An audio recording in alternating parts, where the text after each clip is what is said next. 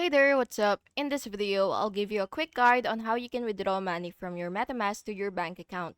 So MetaMask is really great for holding crypto, but you can't directly send it to your bank. So in order for you to cash out, you need to move your crypto to an exchange first. So let's do this. So the first thing that you will have to do is choose a trusted exchange. You can use platforms for example this or Coinbase, or you could also use Binance or crypto.com. It really depends on you, and this will let you convert crypto to your local currency.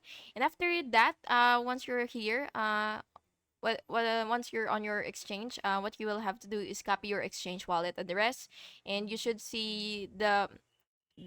By the way, on your exchange, you will select the crypto that you would want to withdraw, and then you will just have to click receive, and then you will copy the wallet address.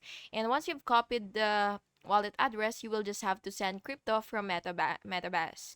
So you will open your MetaMask, and you will just have to select your cryptos. So it should be somewhere right here.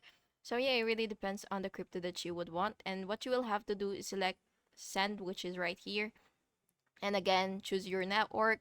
And what you will do is paste the exchange wallet that you've copied here earlier, and then you will just have to enter the amount and then click continue or send. And then after that, on your exchange, you will have to go to the sell or trade feature. So it should be somewhere right here. It really depends on the layout or your exchange. So you will just have to click sell or trade, and then you will select your crypto, and then you will convert it to your local currency. Then if you would want to withdraw it to your bank account, you will just have to go to the withdraw section, and then Fiat wallet, and then you will just have to select your bank account and enter the account and confirm.